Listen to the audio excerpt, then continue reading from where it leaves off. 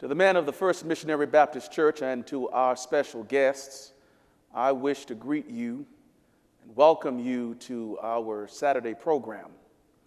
Ordinarily, we would be gathered in person to share fellowship and to partake of what will be offered in a series of presentations. But because of the pandemic, we cannot be together in person, so we offer this ministry virtually. Our special guests, Dr. Danny Blanchard and Dr. Selwyn Vickers, are focusing our attention on men's health, both of mind and body. For sure, in these days, there are a host of concerns and issues that bombard us and cause us anxiety and consternation. But they are to give us the tools that are readily available to assist us, so that we would be good stewards over the gifts that God has given to us, namely our health. I wish to thank the leadership of the Brotherhood organization, those who have coordinated the weekend, both the Friday event, today's event, and tomorrow's worship. Thank you for your faithfulness, even in these trying times.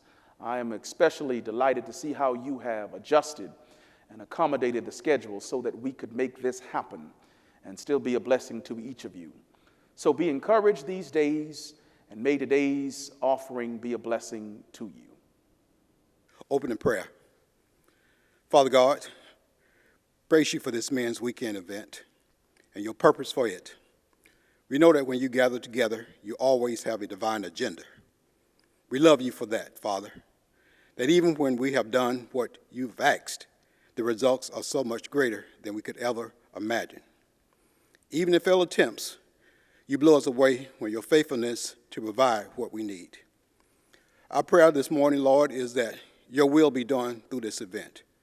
Take what we have prepared and multiply your efforts as only you can. Steer our intentions to align with your righteous will. Remind us of your faithful provision when our efforts fail us or fall short. May all glory go up to you when we reach this finish line and climb over benchmarks. Blanket us with your peace today, Father. Keep us physically safe and guard our hearts and our mind from pride and selfishness. Keep love at the forefront of our minds today and guide light and a guiding light for all we set out to accomplish and celebrate. We offer this prayer in Jesus' name. Carlos Matthews, Huntsville City School Board Member, District 5. Mr. Matthews, District 5 Board Member, has a job to set goals for the superintendent to improve the overall school system. The superintendent handles the day-to-day operation of the school district. The superintendent is responsible for presenting ideas that support the goals set by the board members. As your District 5 representative, working with the superintendent and board members to bring actionable solutions to Huntsville City School Board District. In meeting with PTAs across the district and host town meetings to share information about our schools. Mr. Matthews feels that communication is the key to having an informed and engaged community working alongside our schools. Your voices will be heard and issues in our schools will be resolved. Carlos Matthews is motivated because he believes all students deserve to receive the best education possible. Every student should have a solid foundation to prepare them for life after graduation. He expects educational standards to stay at a high level for all Huntsville City Schools children, and he is determined to make sure that our schools not only meet their goals, but exceed them. He is a Huntsville native and graduate of Huntsville City Schools. He is a former member of the Huntsville PTA Schools Policy Committee, a former Huntsville City Planning Commission member. He is a former Huntsville Council of PTA's Vice President of Legislation. He is a former Johnson High PTA Vice President, a former Northwest Cluster of PTA's President, and a current member of all school PTAs in District 5. He is a 16-year resident of District 5, and he holds a BS degree in electrical engineering technology.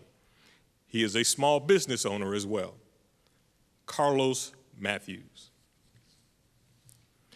Dr. Danny E. Blanchard, PhD, Professional Mental Health Services.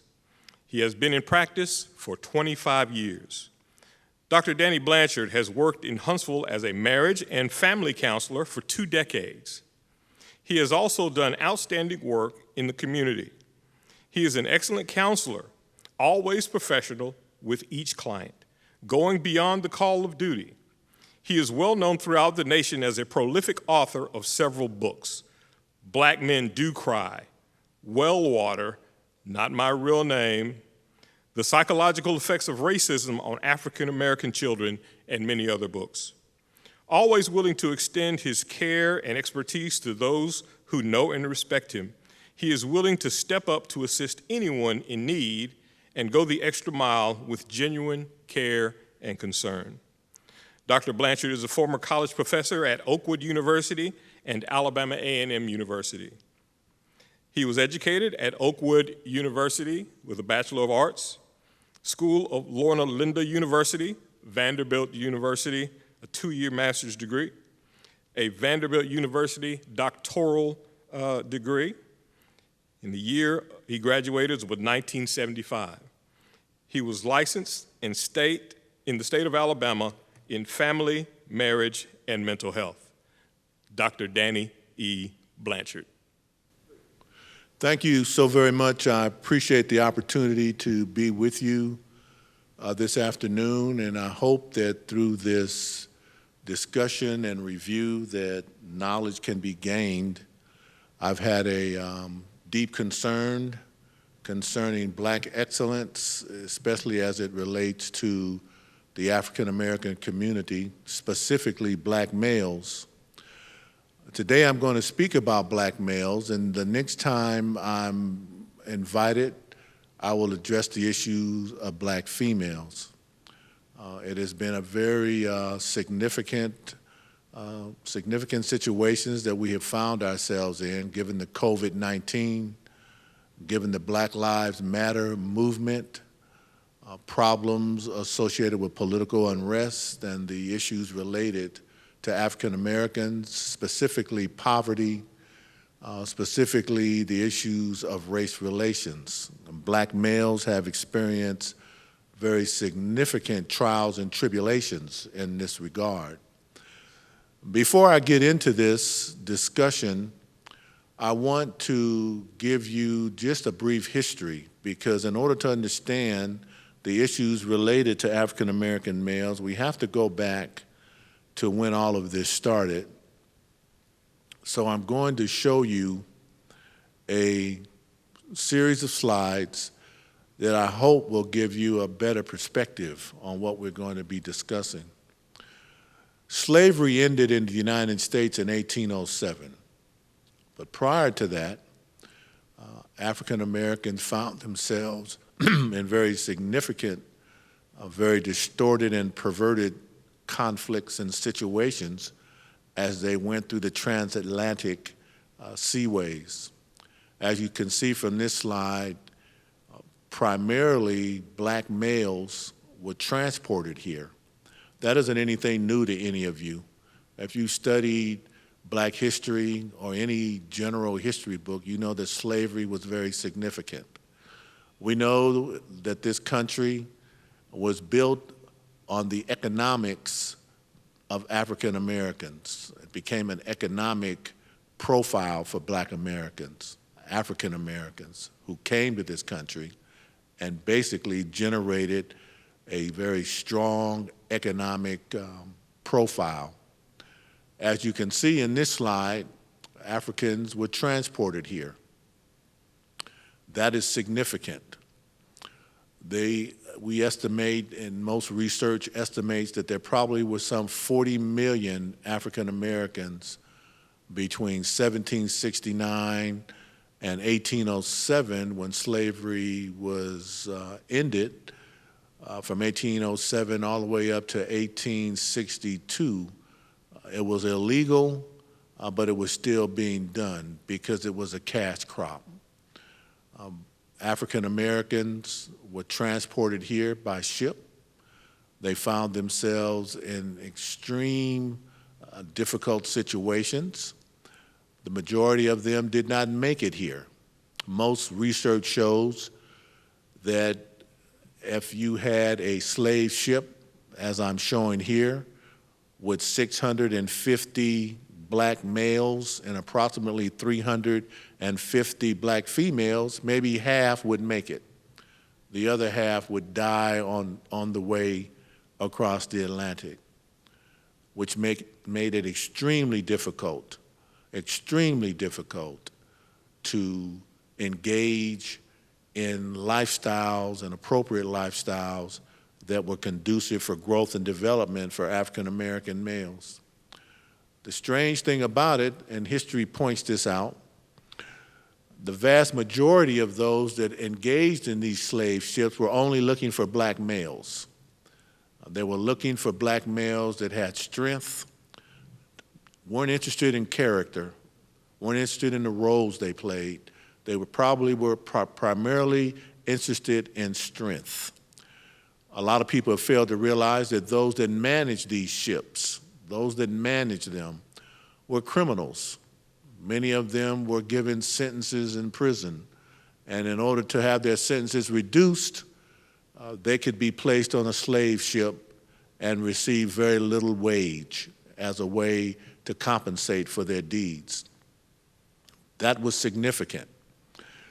Black males have experienced tremendous challenges throughout the history of this country, both emotionally, psychologically, socially, and even in terms of the family. The next slide deals primarily with information that I've just given you. 12 million black men and women and children were killed in the transatlantic slave trade. Over 20 million black people were enslaved over a period of 275 years. Now, in comparison, scholars have said that 7 million Jews died in the Holocaust, and the Holocaust lasted for 4 years. We often talk about restitution and reparations. Black Americans received for being enslaved 275 years and then an additional 150 years of second-class citizenship. Many were denied housing, loans, education, and kept in extreme levels of poverty. Nothing was paid. Many of you in your churches sing the song Amazing Grace, but often people, when they sing that song, didn't realize that John Newton was a slaver. He raped and tortured slaves. But John Newton's psyche got to him. His mind became amazed at what was occurring on slave ships. John Newton gave up his slavery, and wrote a song called Amazing Grace. Many of you sing that song. It is said that he repented of what he had done, given the fact that John Newton was a slaver, and his belief was to destroy the mental capacity of black males, which I'll talk about shortly. Dred Scott sued the United States to free himself and his family. Many indicated that this case broke America and it led itself to the Civil War. Right here in Huntsville, Dred Scott spent time on the campus of Oakwood University when at one time it was a slave-holding plantation. Dred Scott found himself, like many blacks, males, in a very peculiar situation, that if you ran away as a slave and were caught, Congress enacted laws that indicated that you were not to be set free, but sent back to your slave master. So there was very little that could be done. Dred Scott is an example of that. I did some research on different concepts and theories surrounding African Americans. For example, the term Black Friday, which we find ourselves engaged in the day after Thanksgiving, when we find ourselves involved with sales at the various shopping malls and centers. The term Black Friday originated with the practice of selling off slaves on the day after Thanksgiving. Did we really need this kind of celebration? Primarily black males lost family, children, and loved ones.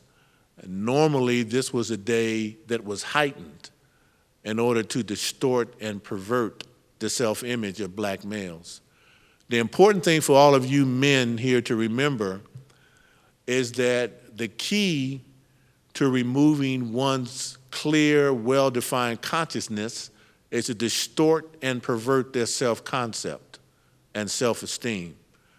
Self-concept is how you see yourself. Self-concept is how you view you. If slavery could distort that, ruin that, then oftentimes that put many black males in a very questionable position that made it very difficult for them to challenge because they had no real idea, no real concept of where they were or what they were all about. When Jim Crow came in after the Civil War, many blacks that questioned Jim Crow laws were put in insane asylums. If you had a question about not obeying Jim Crow, and remember, these laws were enacted after the Civil War, primarily to keep black males in their place. Black females were given more responsibility during this time. There was very little hostility and aggression. Even though it was there, a lot of these laws were set up to keep black males from functioning and operationalizing themselves. For example, if you didn't obey a law, if you didn't do something that was supposedly acceptable by the wider society, you were placed in an insane asylum. There must have been something wrong with you, that you did not want to follow instructions. And this happened often. They created a psychic concept, and there were many theories and ideas surrounding this. And here's another. Most research shows that why did black slaves who worked the Sunday services wore white gloves? Most research indicated that the congregants, which were primarily white, didn't want slaves touching the offering.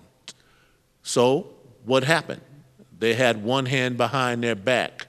That custom is still implemented. The concept was they didn't want slaves thinking they could steal money, which was erroneous and out of order. That was quite erroneous, but that is still something that many churches do today. There was a gentleman in 1958 by the name of Clinton King who applied to the University of Mississippi, a black male, and he was admitted to an insane asylum. The judge ruled that only insanity could make a black man think he could apply to the university. In 1958, that was only 63 years ago. This gentleman found himself being placed in an asylum, and let me say that again, because a judge ruled that no black or any black who thought they could go to a university, he must have been insane. And that is something that oftentimes, even today, and I've seen black students apply for very high-level Ivy League schools and universities only to think that they just don't have the skills and the application, which we all know is not true. That is significant, and that is very, very important. I don't think you can see this very well, but one thing that I have tried to instill with young black males is to avoid creating hostility amongst black females. Black females must be given respect, admiration, and a clear sense of purpose. Black males have been placed in very uncomfortable positions. Dr. Wessling came up with an excellent book concerning how black males have been treated in our society. It has created a lot of discussion. I'm not one that believes in creating situations for young black males to speak out of order when it comes to black females. I don't believe that black males should be looked at as thugs, dogs, gangsters, dressing in ways that is not conducive for growth and development. Your clothes are falling off of you. There is a signal here, a signal that we're still trying to find identity. I've always believed that you find identity by developing a sense of accomplishment and education. The key for black males in our society, and I've heard this time and time again, is develop well-defined educational norms and standards. The Black Holocaust, 246 years of slavery, 99 years of Jim Crow, 86 years of lynching, 14 years of fighting for civil rights, a total of 400 years of oppression. Now, when you add all that up, it's any wonder that we still have one of the highest suicide rates in this country among black males, one of the highest infant mortality rates. More blacks are either on probation, in prison, or they're awaiting some court-ordered procedure. That creates serious problems for us. And the key is to develop positions that will allow us to function and operate and create atmospheres that are conducive for growth and development. When you think about it, when your mind has been placed in conditions that make you feel inferior, and you are not, oftentimes we find ourselves in situations that are uncomfortable and very difficult. Let me give you two examples. I had the opportunity to speak to Rosa Parks prior to her death. And one of the questions that I raised with Rosa Parks was, when she got on that bus, was she really tired? That was just a simple question, but at the time I was a very young professor, and I just had an interest in that. And she said, not only was I tired, but I was surprised that on the bus there were two black men, one on my left and one on my right. When the bus driver asked us to get up and go to the back of the bus, Rosa Parks indicated, those two black men got up immediately. And in my research, I'm yet to find where those two black men are. And I've hunted it down, and I've been unable to find. And Rosa Parks felt that it was a fear that many black males had in Montgomery during that time, a fear, a genuine fear. She just refused to do it. Another example, I had the opportunity to speak to Ralph Abernathy when he came to Huntsville several years ago.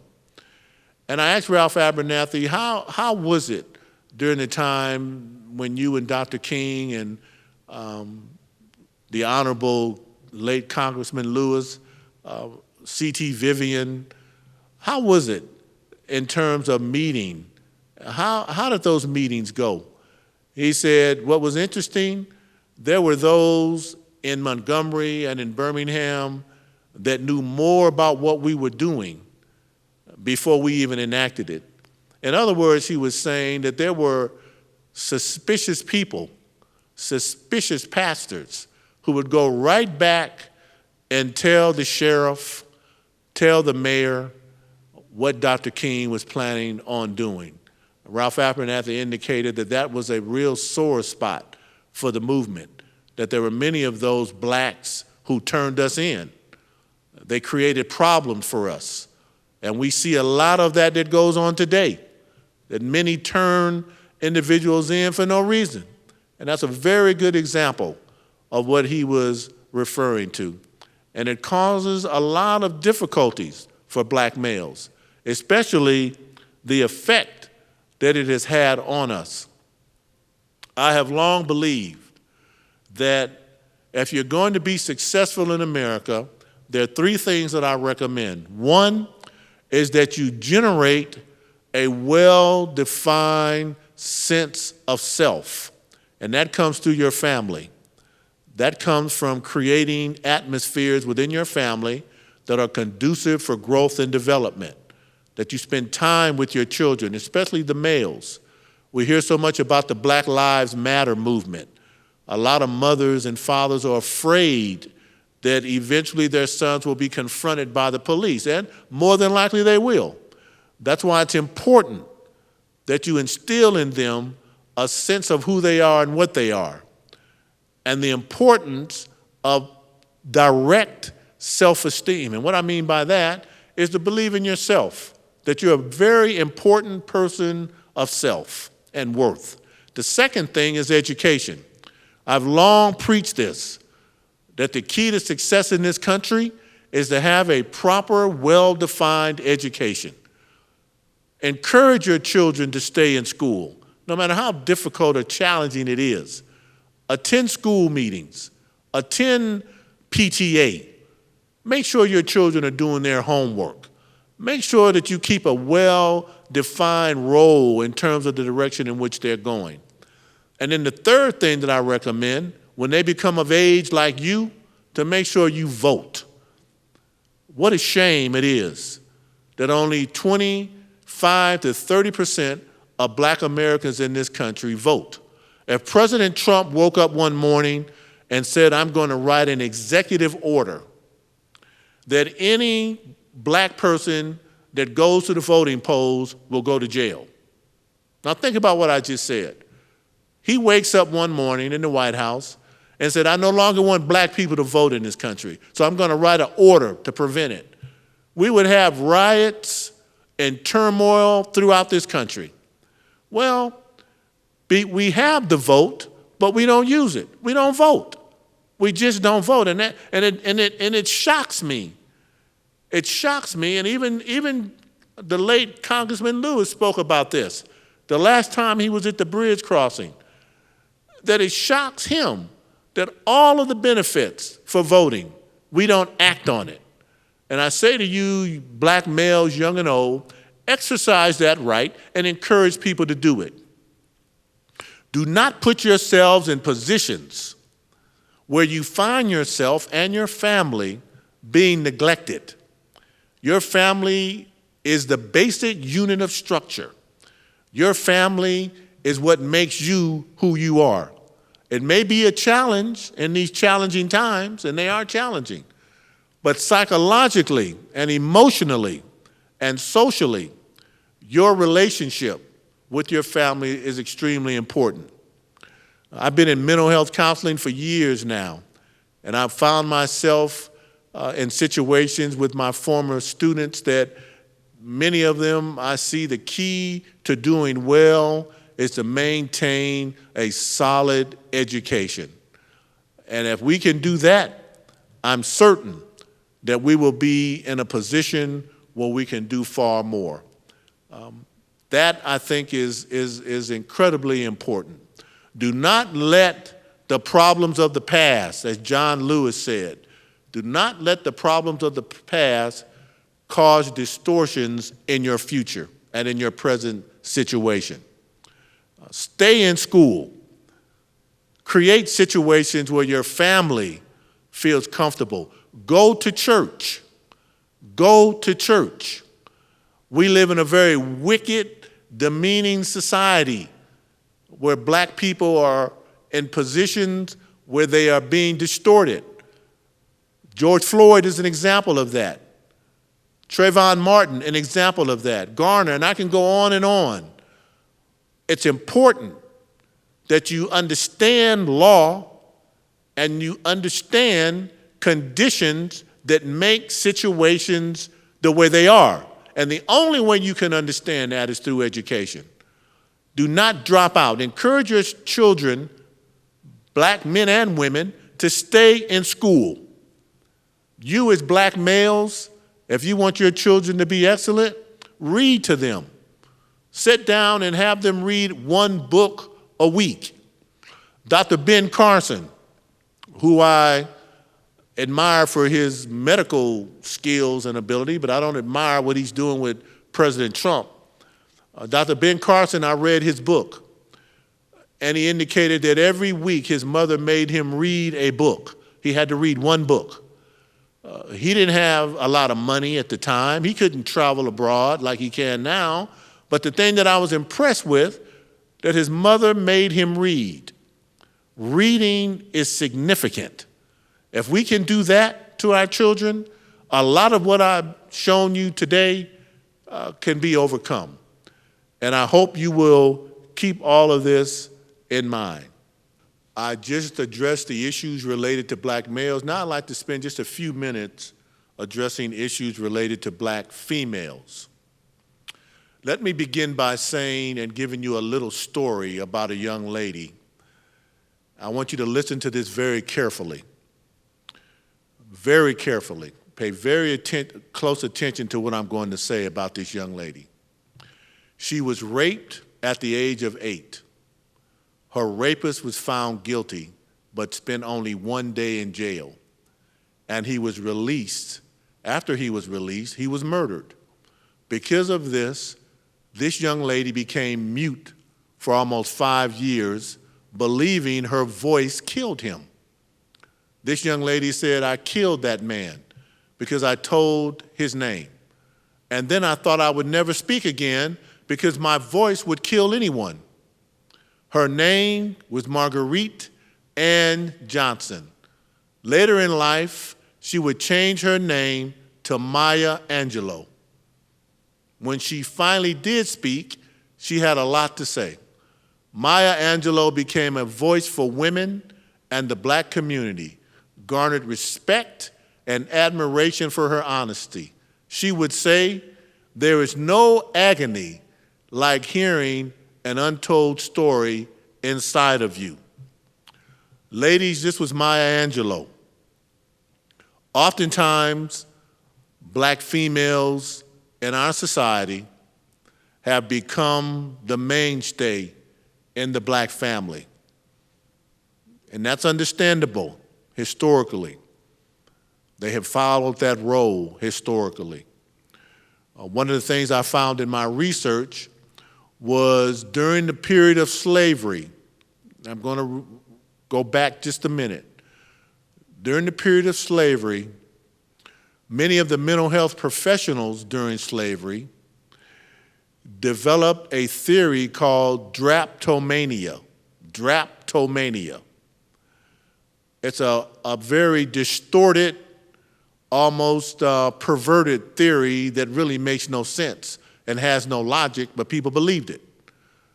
Drapetomania was a theory that indicated the desire to escape slavery was once classified as a mental illness. It was called drapetomania. If slaves wanted to escape, according to many of the mental health professionals during this period, it was a mental illness. There was something wrong with you, that you wanted to leave, that you were interested in leaving. That was a major issue related to African Americans throughout the history of this country. That somehow or another, the issues related to mental health and the issues related to slavery was not that bad, according to these perverted theories. As a mental health professional, I served as assistant to the governor for mental health. I became the vice president for the State Department of Mental Health and Mental Retardation under Governor Siegelman. Prior to this, as many of you know, I was a university professor. But the thing that I found to be so interesting, when I would visit insane asylums and mental institutions and programs for the mentally ill, the vast majority of them, the inmates, the patients, were black. I went to the forensic lab at Bryce Hospital several years ago, and I went on tour to get a good idea of what we were up against in this state. And I found that the majority of them were black females in the forensic lab. This is the lab for the criminally insane. There were 9 in that lab, 9 in that department. All of them were females. I've seen the stress that black females have had to undergo. You've had to be mothers. You've had to be workers. You've had to be cooks, child bearers, and in many instances, you've had to be fathers. You've had to be fathers. We know for a fact that many black fathers, for unknown reasons, for many of us, give up and leave their families. Black females had to care not only for their children, but they had to care for themselves. They had to be the breadwinners.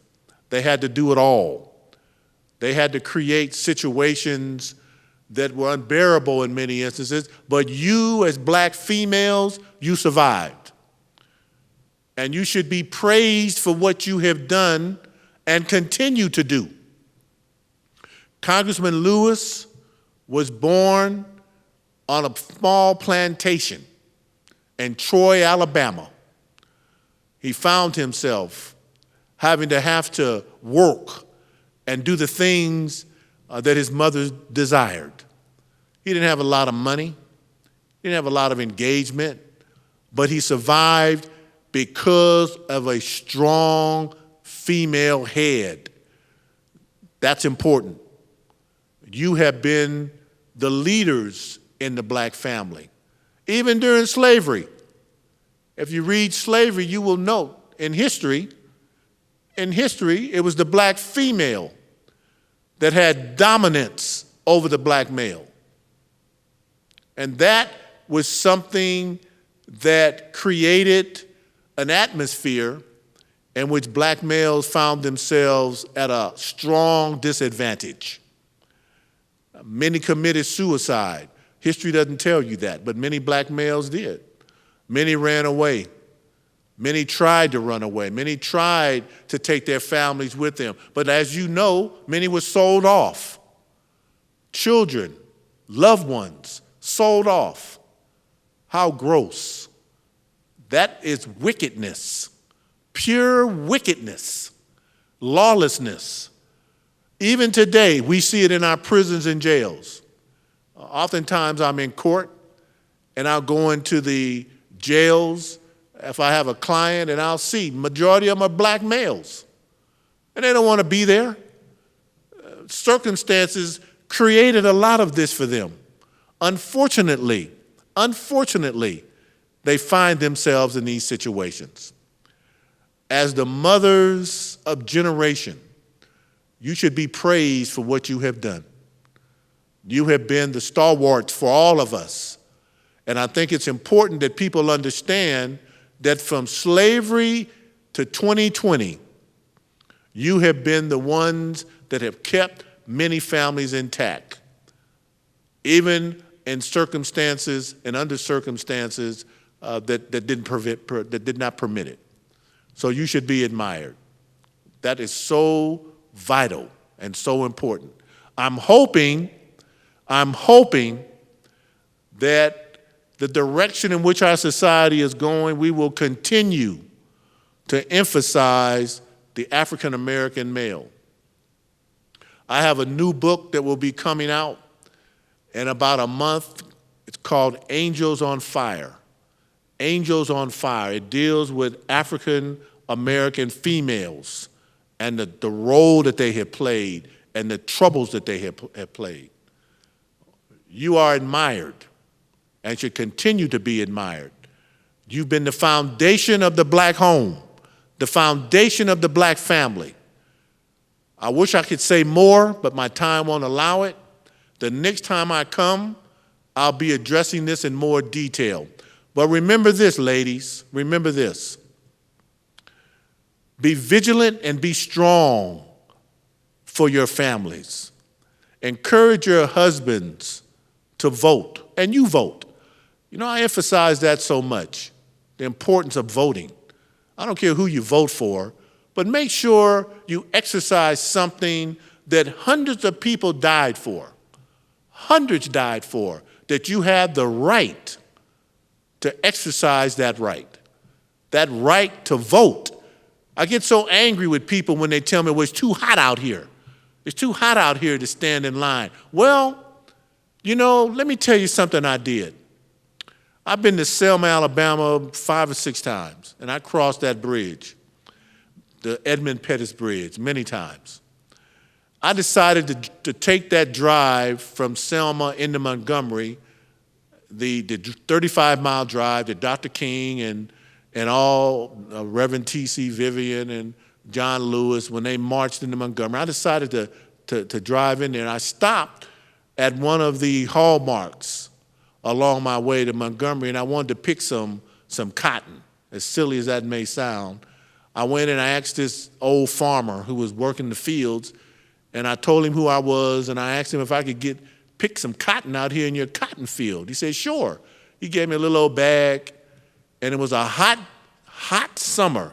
This last year, a hot July.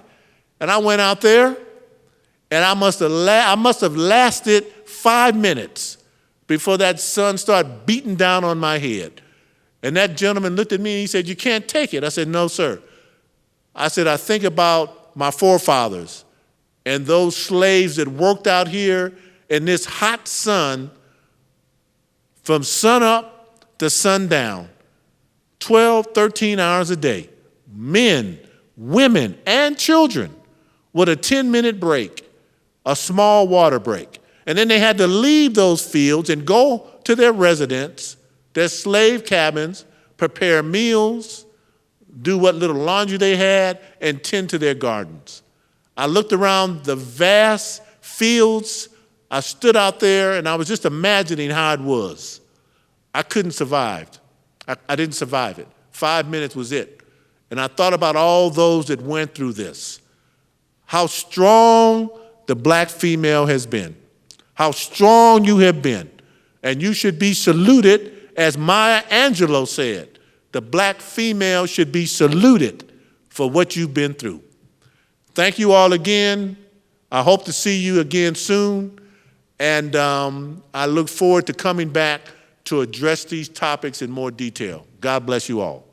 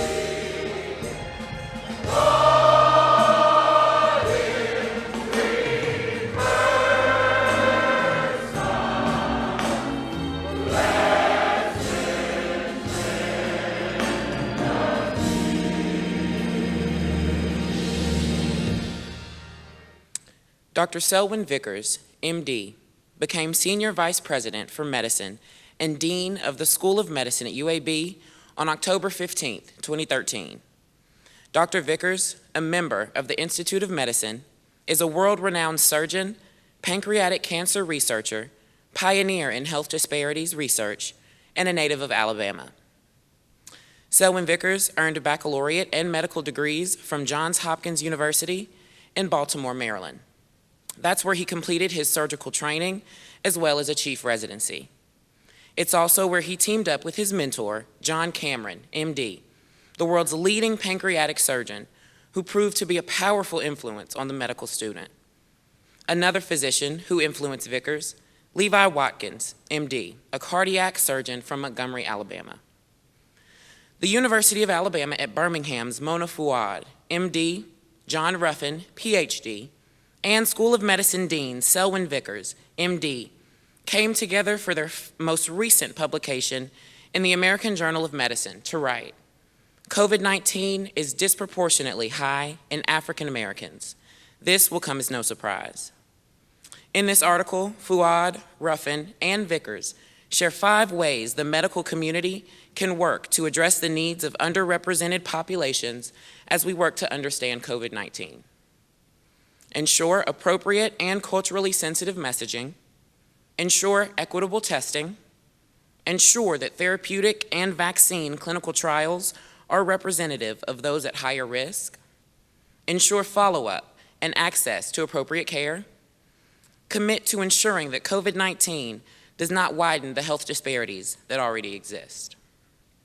The authors said, "We seem to have treated the coronavirus as novel in one too many ways, looking past evidence and experience that would have foreshadowed the disparities to come.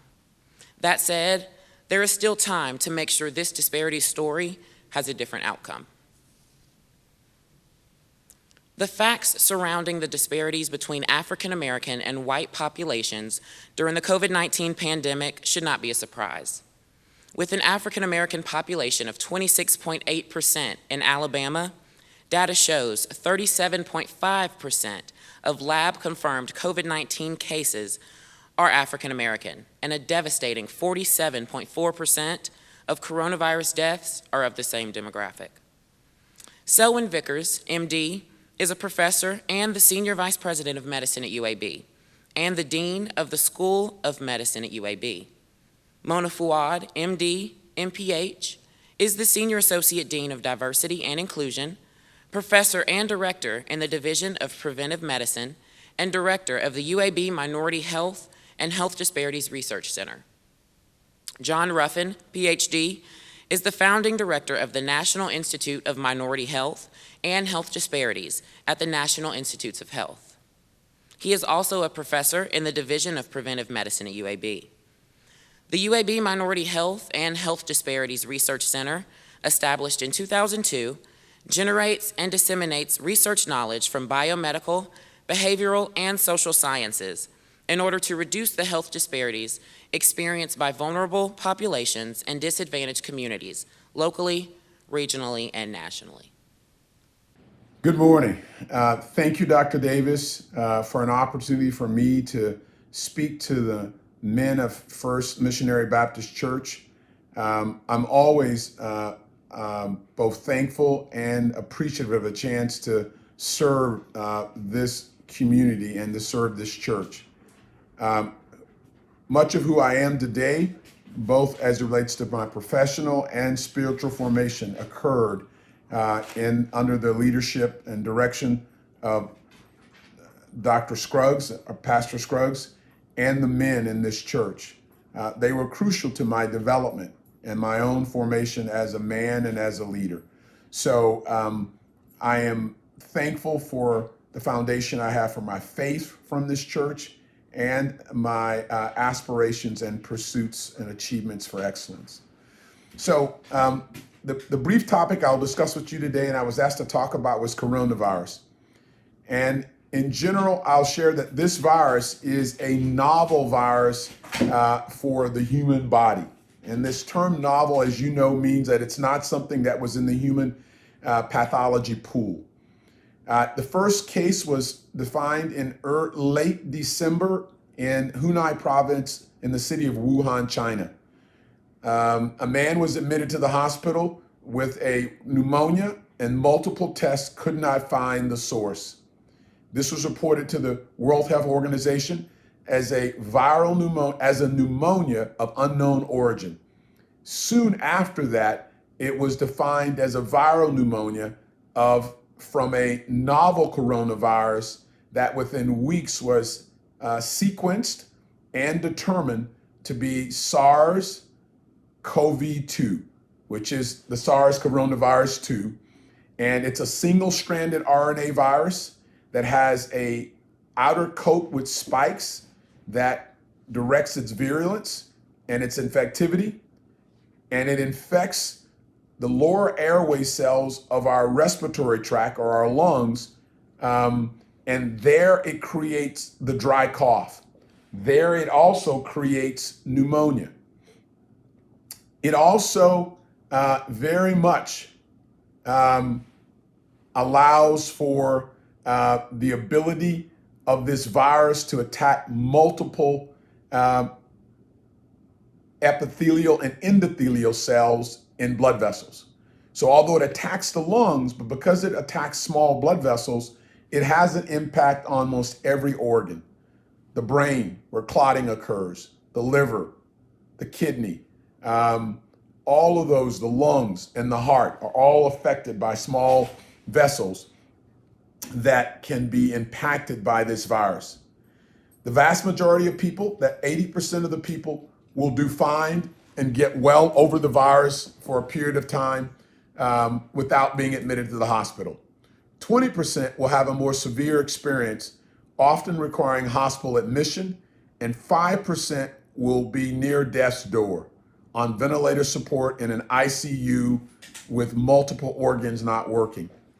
And compared to influenza, which has about a 0.1% mortality, this virus has a 10 to 20-fold increase in mortality, somewhere between 1 and 2%. And yet it has the same infectivity. And that is, it has an R-naught ratio where one person will most likely can infect up to 3 people. And so it's highly transmissible, it's efficient in its passing on, and it can be very, very toxic for individuals, particularly those that have a lot of the burden of chronic disease. As it relates to numbers, the United States stands out. The total number of cases in the world right now are around 15 million. That's along with over 600,000 deaths. In the United States, we have just under or approaching right at 4 million and over 140,000 deaths, soon to be 150,000. And you know there are multiple states, well over 30, near 40 states that are having increased cases. New York at one time was clearly the example for being the worst state with outcomes and cases. And now it is often the example where sustained and restrained shutdown allowed the virus to be controlled, and reopening didn't occur to a persistence of decreasing cases over a 10-day to 2-week period. And subsequently now, America, although only 5% of the world's cases, is 25% of the world's coronavirus cases and 23% of the world's deaths. In Alabama, nearly 70,000 cases have occurred with over 1,300 deaths, and with multiple counties increasing cases over the last several weeks. Birmingham and Jefferson County at one point had a positive test-to-test ratio of less than 5%. Madison more around 2%, Birmingham around 4%. Both of them now are above 10%, and the state is over 16%. Speaking to the number of cases that are occurring, not because we're doing more tests, but because the virus is infecting more people because of our behavior. Really challenged by the holidays of Memorial and July the 4th. So the final aspect of this I'll share is that for us as African Americans, this virus has completely, like anything else we've never seen before, linked lethality with health disparities. We've typically tolerated the disparities of healthcare and outcomes in African Americans and Latinos and in poor people as a problem we live with. This virus has shown if you are in that category, you are most likely to die at a much higher rate. In Milwaukee, with only 26% of the population Black, 70% of the deaths at one time were due to African Americans. In Chicago, nearly 30% of the population Black. Again, close to 70% of the population who died were Black. So almost a twofold increase where in almost any place you go in the country. In Alabama, we're 25% of the population, we're nearly 45% of the deaths. Wherever you go, African Americans are not only a greater percentage of the cases than their population represent, and often a twofold higher percentage of the deaths that our population should warrant. Well, why is it? It's for multiple reasons, but largely around the fact that many African Americans and Latinos are in the lower socioeconomic status, and they are essential workers. They can't work at home. They can't work remotely. They're often cleaning the floors, cleaning the streets, driving the buses, and they're in the areas where they're on point to be exposed because they're in the environment and they can't work at home. Secondly, when they do go to work, they have to use public transportation for many of them. Thirdly, many of them live in a family where there are multiple family members in a smaller dwelling, where there are many of them doing essential work. Fourthly, they then are those who often have chronic, long-standing diseases, diabetes, heart disease, kidney disease. And when we see that, as well as limited access to care and access to testing, these vulnerable populations are the ones that suffer the most. The real message for America is that if we don't take care of the vulnerable populations, nobody gets well. The wealthy get infected because the hotel where you go, the place where you eat, the hospital where you need to go are where the essential workers are who may be infected. So it's imperative that we not only take care of the African American and the health disparate population, but we recognize the lethality of what's occurred because we've not taken care of our chronic disease, the chronic diseases that exist in African Americans particularly as it relates to health disparities. This alone has made coronavirus a tremendous impact and deadly one for our community. I'll stop with that and thank you for the opportunity to present this. And certainly I'm glad at any time I can to see you in face and in person. Good afternoon, First Baptist family. My name is Carlos Matthews. I'm with the Huntsville City Board of Education. I am the District 5 representative. And today I'm going to talk to you a little bit about the opening of schools. So before I do that, I want to give you a little history. In March, our schools shut down because of COVID-19 and all of our students went into remote learning. It was at that time that our school system decided that we would start making plans for the opening of schools if this pandemic did not change. And it's obvious that it has not. So they have been planning since March to prepare for the opening of our schools. So when we start talking about the opening of our schools, right now we have two different paths for you to go down. We have the traditional learning in school, and we have the virtual learning.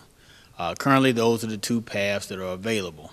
Now, the curriculum that was purchased for the state is going to be used for our school system. Now, when parents have gone to that website to look at what the curriculum has to offer, they've noticed that some of the classes that their students are taking are not there.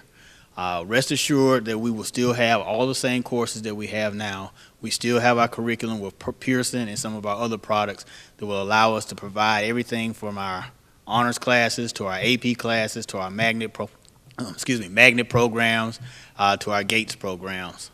Also, all of our IEPs and things that we have now will currently continue to be met with our virtual program.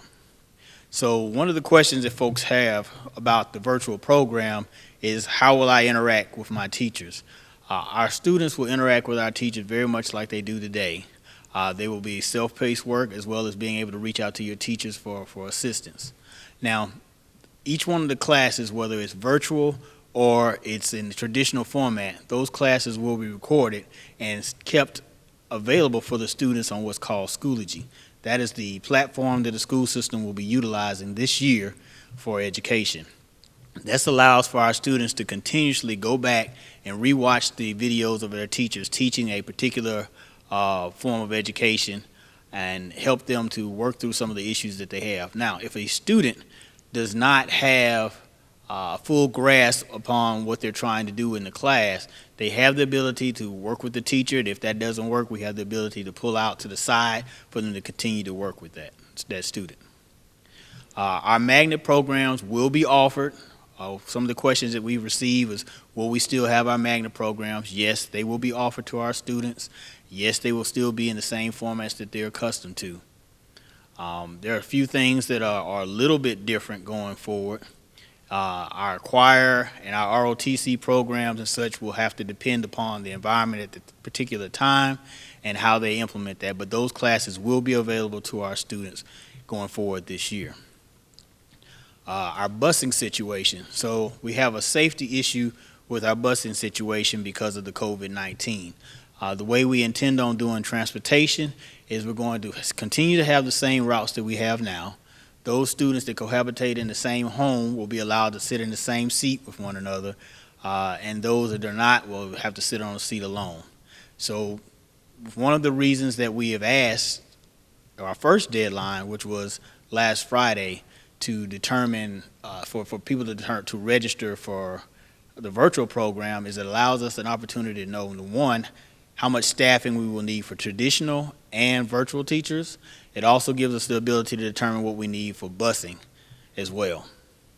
Currently, no school system in Alabama right now has the ability to buy any new buses, rent any new buses, because there are any buses available. So the fleet that we have now available to us is what we'll have to use this year. And as always, we will make adjustments to routes as we go forward with the school system during the first 2 weeks of school to figure out exactly what the optimal routes would be for the COVID-19 situation, as well as the pickup and drop off of our students. When we talk about safety, let's talk about the classroom. In our classrooms, we will have all the PPE equipment available for our teachers and students there. Our teachers will be able to have masks, and there will be sanitizer in all the rooms as well as gloves.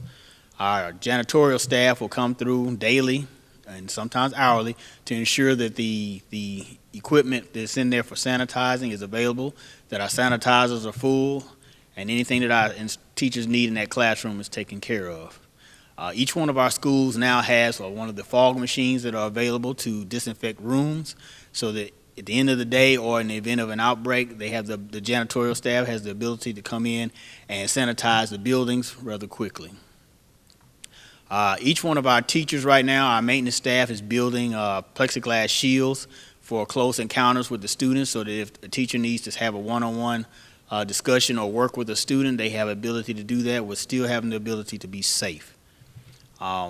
Students will be required to wear a mask in class and on the bus this year, once again because of the COVID-19 situation. Now, if you ask my personal opinion on what I think is the best program to go forward, that would be the virtual program, and here's why. Anytime an outbreak happens in one of our schools, there's going to be a disruption in education. Depending on what the CDC requirements are, we could shut a school down for a day, 10 days, or 14 days. It just depends on the requirements of the environment at the time. But what that means is a student switches from the traditional education into remote, and they'll be going back and forth between that all year. Now, in the virtual program, you're in the virtual program and nothing changes.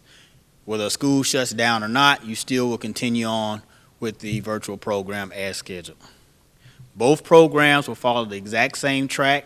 Neither program will get ahead or behind of the other, so they'll all be paced the exact same.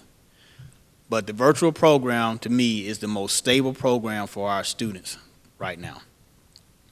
Now, that does not mean that there's not going to be difficulties in the virtual program. I do understand that virtual program is not for everyone, and they're going to need assistance with that. We do have the capability of helping those students, as I spoke before, about being able to pull off to the side to work with them one-on-one to make sure that they have what is necessary to progress through our education system properly. We will not leave any child without the educational needs to move forward. So with that being said, I hope that you all are safe, and I hope that if those of you that have children move forward with our virtual program so that your students will be safe and our teachers will be safe as well. Thank you. Please join me in closing prayer.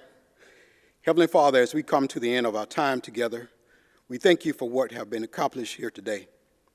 May the matter discussed serve as a catalyst to move us forward and cause us to advance and grow in all areas of our lives. Lord, we want to give honor to you. Thank you, God, for the time we have today to discuss the issue of the African-American family, particularly the African-American man experiencing. May you bless each person who took the time to gather here today, and let your hands of protection be on them throughout the rest of this week. Let the work done here today come to fruition, and let it all be for your glory. We offer this prayer in the sweet and loving name of Jesus Christ. Amen.